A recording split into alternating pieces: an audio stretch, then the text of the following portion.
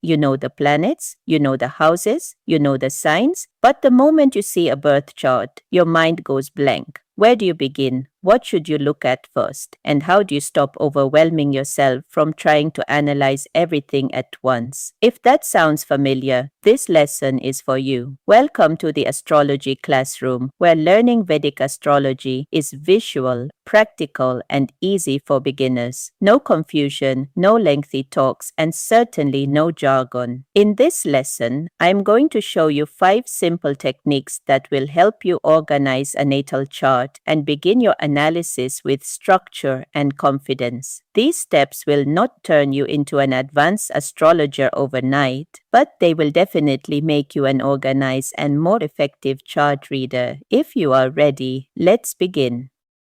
Step 1. Number the houses and draw the aspects arrows. This is kindergarten work, but believe it or not, we are all still visual learners. Before you interpret anything, prepare the chart for easy reference. Better still, draw it out big in an A4 paper like this. Fill in the planets accordingly. Start from the ascendant and clearly number all 12 houses. Now, take a red and green pen. Red for malefic aspects of Sun, Mars, and Saturn. Green for benefic aspects of Jupiter, Venus, Mercury, and Moon. Remember that the Moon in waxing phase is a benefic and when in a waning phase is a malefic. Mercury is a benefic when alone or when placed with other benefic planets. When it is with malefics, it also turns into a malefic. Now go ahead and draw the planetary aspect arrows directly onto the chart. When you are a beginner, you don't have to dwell into functional benefics and malefics yet. Stick to the natural ones. What you have just done may seem like a small step, but it saves you from repeatedly counting houses and trying to remember which planet is aspecting what. Your chart should become a working map, not a puzzle you have to solve again and again every 5 minutes. Once the houses and aspects are clearly marked, you can immediately see the connections between the different areas of life.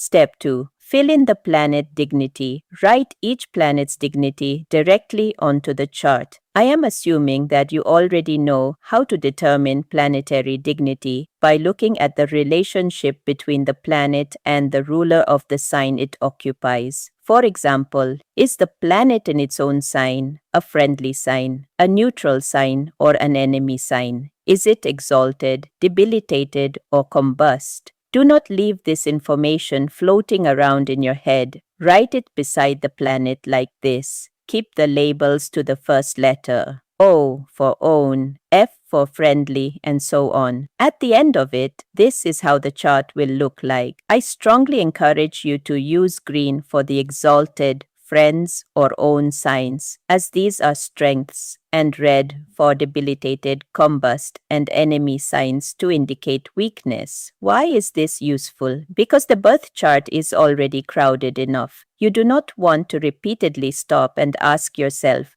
wait, is Leo friendly to Mars? By the third planet, you may forget what you were analyzing in the first place. When the dignities are clearly marked, one quick glance helps you see which planets can express themselves comfortably and which ones may struggle. The purpose is not to make the chart look impressive. The purpose is to reduce mental clutter and help you make faster connections during analysis. Remember, the less information you are trying to hold in your head, the more attention you can give to understanding what the chart is actually saying. Step 3. Before you analyze career, relationships, money, or any other subject, assess the ascendant house and ascendant lord first. Why? Because no matter how many promises a birth chart contains, the native must have the ability to experience, manage, and respond to them. The ascendant house shows the conditions surrounding the native's body, vitality, identity, and overall life experience. The ascendant lord shows how effectively the native can manage that condition. A strong ascendant lord can help a person recover from setbacks, adapt to changes, and make better use of the opportunities in the chart. So before asking, what will happen? First ask, How well is this person equipped to handle what happens? So, always assess both the strength of the ascendant house and the ascendant lord. Remember, the ascendant lord carries greater importance because it is the lord that manages the house and determines how effectively its matters are expressed. The house shows the conditions, patterns, and challenges surrounding the native.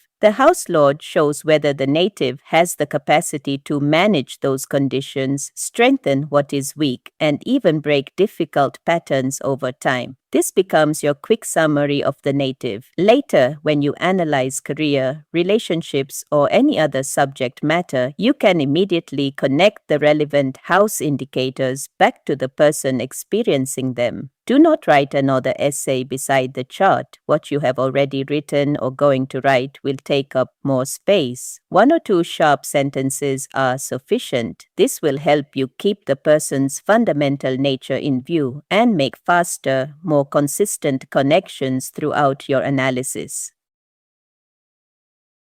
Step 4. Identify the current dasha themes. Once the ascendant has been assessed, look at the current Mahadasha and Antardasha. The natal chart shows the complete promise of the person's life, but the dasha tells you which part of that promise is active now. Start with the Mahadasha Lord. Which houses does it rule? Where is it placed? What subjects are being activated? In this chart, the native is currently running the Jupiter Mahadasha. Before you begin analyzing anything else, write the complete dasha period clearly at the top of the chart like this.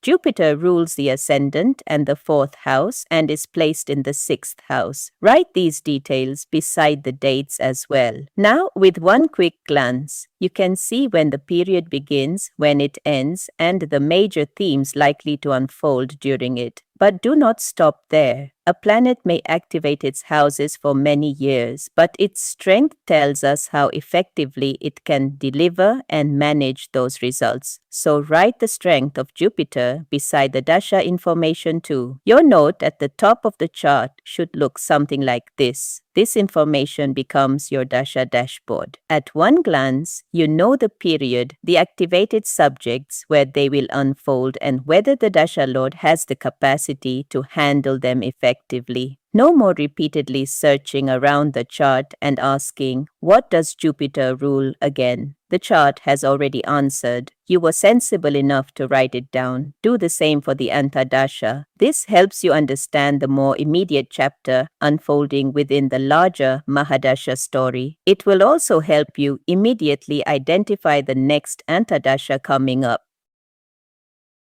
Step 5. Analyze one subject at a time. This final step may be the most important. Do not try to read the entire chart all at once. Choose one subject matter that you want to analyze, for example, career or relationship or wealth. Use the seed, soil, farmer method that I have created. The seed is the natural significator of the subject matter. The soil is the house of the subject matter. The house lord is the farmer of the subject matter. And the supporting houses are like the fertilizers, pest control, climate that either supports or affects the subject matter. Let's do this step by step. Let's choose career as the subject matter to analyze. The natural significator for career is Saturn. The soil or environment is the 10th house. The farmer or the manager of the house is its lord. Here it is Mercury. Find what are the supporting houses for the career. I choose the 2nd, 6th, and the 11th house. You can choose as per what you have learned. Once you have the relevant information, start analyzing each component and finally synthesize it to a complete story of career pattern and strength. If you need to analyze the career based on the current period, then use the dasha information to work out. You can check my step-by-step guide to dasha and subject matter in the link below. A quick glance at the chart should give you the essential information needed to decode its planets and houses easily. As you progress to more advanced astrology, you will learn to refer to divisional charts, planetary degrees, and other supporting data, but we will save those additional layers for another lesson. There is no need to invite the entire astrological family to the table just yet. This lesson covers everything you need to create a clear, well-organized working chart for basic analysis. Once these details are marked directly on the chart, you will spend less time searching for information and more time making meaningful connections. In other words, the chart stops looking like 12 crowded boxes and starts becoming a practical map you can actually read.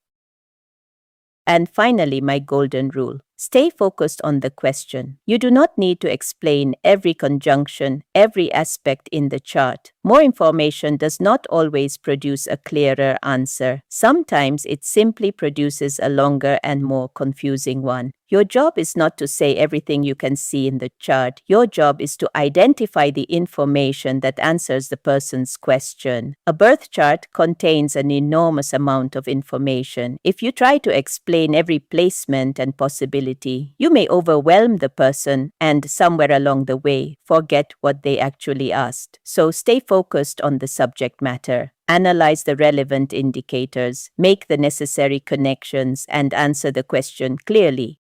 Here is another tip. Sometimes you may notice other interesting patterns while studying a natal chart. For your own learning and research, write them down as side notes and ask the client relevant questions. Then, when you have time, return to the chart and analyze those areas in greater detail. Compare your observations with the person's real-life experiences. Remember, you are an astrologer, not a psychic. The chart cannot whisper every detail of a person's life into your ear.